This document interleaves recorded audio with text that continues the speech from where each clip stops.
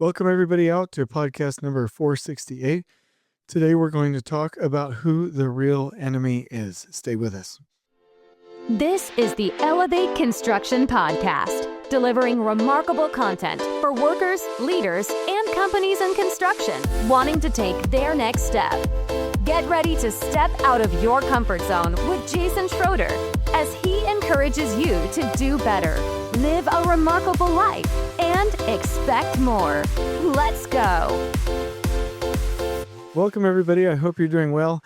I am going to do a quick podcast tonight, and this podcast is going to center around who the real enemy is in lean construction. This might be a 4, 6, 8 minute podcast. This will be a really quick one. I've got a topic that I'm really passionate about, and I've actually got 6 or 7 of them that I need to get out in a podcast series here so that I can get back to my normal list and get jamming. Like I said, there's hundreds and thousands of podcast episodes that are out ahead of us. So I appreciate you being patient. I also appreciate you listening. We've had some really neat ones. I'm really trying to keep them between 10 and 20 minutes. So here we go. So this one, the reflection that I have here is, is command and control really the enemy? And my wife has been on a kick recently where she's researching things and finding out what's true and what's not. And she'll come in to the house and be like, hey, turns out, Jason, procrastination isn't bad. I read this in this book. Hey, it turns out you shouldn't hide under desks in an earthquake. I learned that here. Or you don't need to do breaths for CPR. You just do the compressions and just on and on and on. And she's like, remember that miracle story that we heard the other day? Turns out that actually didn't happen. It's like, dude, I'm going to do a podcast episode one night that's titled Nothing's True, and it's based off of everything you tell me, Katie. Anyway, so she's been on a kick, but she's also got me questioning everything. And I like that. So I've had a little bit of that kind of a mindset lately. And one of the things that I'm on really curious about, not attacking, I'm not judgmental. This is probably one of the first podcasts where I don't have a definite opinion. But I'll go ahead and talk about it, is that there are a lot of people in the industry talking about command and control and the fact that it's the enemy that we're fighting against. And if you know me, you'll know that I don't fight against my enemy, people that aren't my enemies. I don't fight against people that aren't my enemies. One time somebody said, why are you always attacking CPM scheduling and you never attack the things that are wrong with the last planner system? And I'm like, well, first of all, does the last planner system have things that it needs to fix eventually to be as ideal as it possibly could? Yes. Is there room for growth and progress in the last planner system? Yes. But is it hurting people? No, absolutely not. It's not hurting people. I'm not going to fight against something that's not hurting people. So I do want to get things clear. And so I don't want to fight against the concept of command and control if it's not hurting people. And so I'm really, really curious about this. And I want to do a little bit of reflection here. So the timeline in my mind of when projects really started to go bad was about 7 or 10 years ago. And I haven't tracked this. Most of this is conjecture on my part. But I do know one thing. I don't know the timeline and I don't know the reason why, but I know for a 100% fact that back in the day, we didn't crash land as many projects as we do today.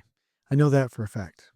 And I'll do a little bit of a reflection with you. So I remember back when I was working at a large construction company, $1.5 billion total annual revenue.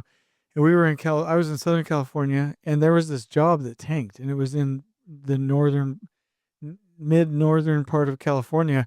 And it seemed like everybody in the United States knew about this project. I mean, it was honestly like a little bit famous. And I marveled at the fact that I could fly anywhere in the United States and people knew about this project. It didn't have flow. It was behind schedule. They were having a really hard time. The superintendent was struggling. They dispatched a number of people to try and go fix it. But everybody else, all the other projects seemed to be finishing on time with full fee. That was all the way around the country.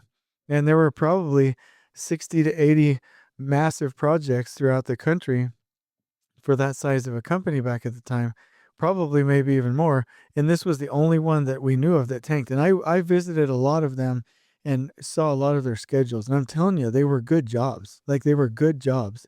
And this one was just kind of infamous, I guess is what you would call it. Anyway, and nowadays, like for companies, you'll have like one or two or three that are famous, and everyone else is like mediocre, rushing to the finish or having trouble. So it's like completely reversed.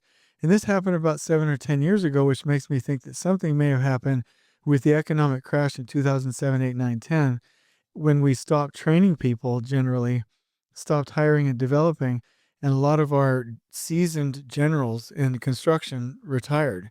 Now, I don't know that. That's conjecture. I do tend to believe it, though.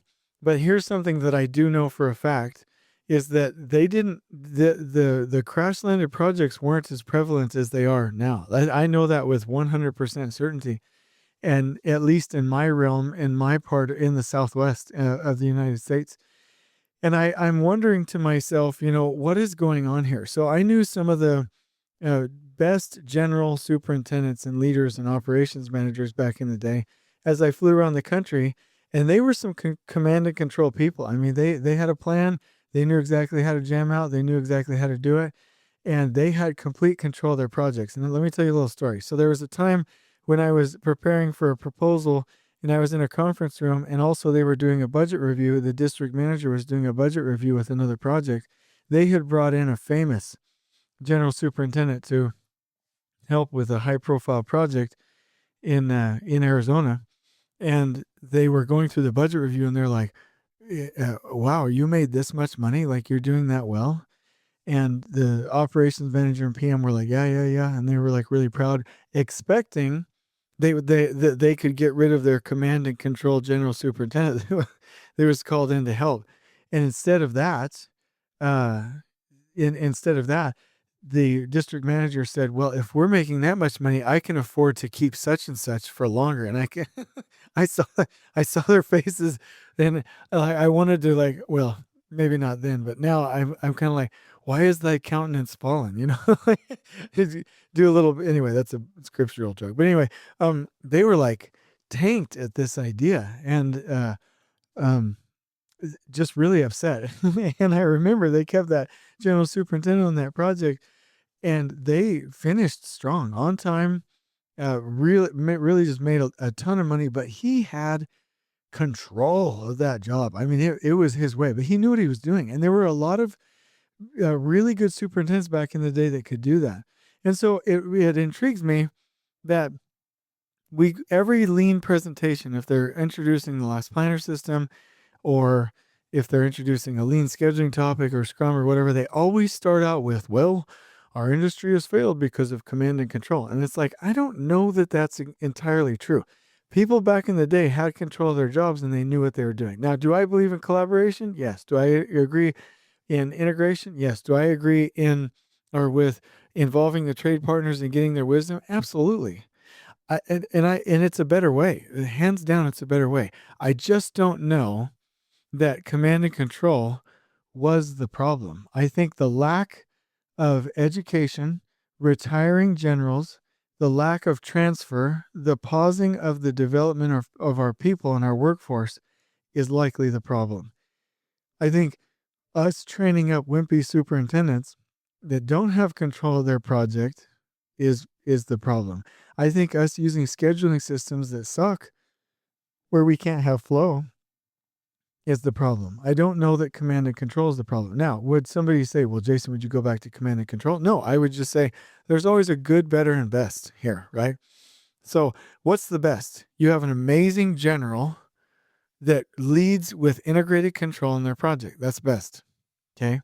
The better underneath that is that you have an average builder that is, or however you want to put it, an average builder that's at least leveraging the wisdom of the team and implementing the last planner system and allowing the trade partners to shore him or her up, right?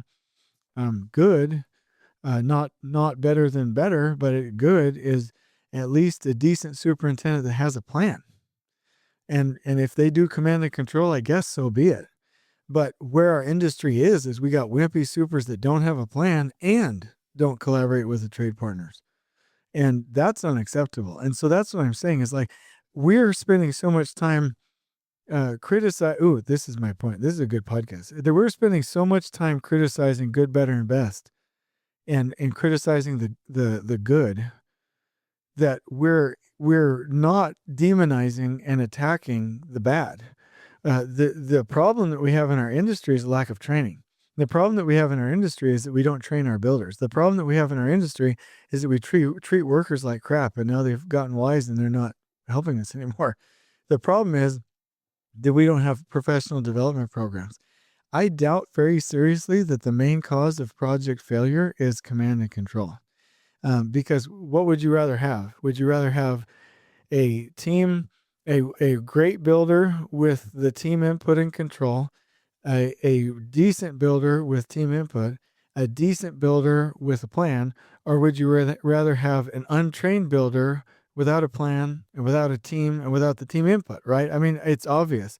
So I think we should spend more time focusing on how to get people trained up and oriented to how to be builders than we should demonizing command and control, because I assure you they were doing their best. We didn't know about all of this teaming, collaboration, collective planning back in the day. But I'll tell you this, there isn't an ounce of the last planner system or lean scheduling systems that's going to work the way you want it unless your project is stable, clean, safe, and organized, and unless you have respectful environments out in the field. And so you'd better have a superintendent that has control of their project, a project management team that has control of their project. Otherwise, your lean systems are going to fall flat on their face, and it's not going to do any bit of good other than you being able to show off stickies and software and the effort that you made without the results. And so my question, and I would love an answer, I have my own opinion, whether or not you think that's the primary problem. Because back in the day, the command and control superintendents that I knew finished projects a lot better than we do today.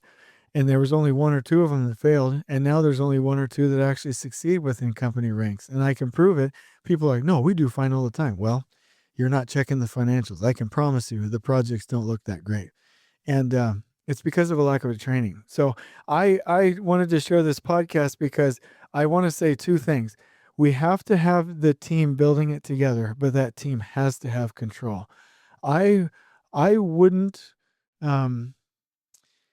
I wouldn't give a superintendent that doesn't have control of their job, even the time of day, unless they were willing to change, repent, and learn. I have no use for a superintendent that is willy-nilly and doesn't have control of their project. I have no use for a superintendent that doesn't have a plan. They are as useless as you can possibly imagine. And so we have to have people out. So here's my point. If it was like, no, you don't need control, you need to have influence, blah, blah, blah, and they're like a low energy, low drive, low urgency kind of a person, you're not going to get anywhere with that. I would rather have somebody with drive and command and control that had a plan than somebody that lacked that passion. And so let's remember that good, better, and best. That good, you got a decent super with a plan. Better, you got a decent super with the last planner system and the trade partner input. Best is that you have a master builder with integrated control, and that team controls that project together. But we should never have some wimpy leader that doesn't have a plan. I would rather have command and control. On we go. Please join us next time in elevating the entire construction experience for workers, leaders, and companies coast to coast. If you're enjoying the show, please feel free to share with your construction colleagues and help us spread the word by rating, subscribing, and leaving a review on your preferred podcast listening platform. We really appreciate it. We'll catch you next time on the Elevate Construction Podcast.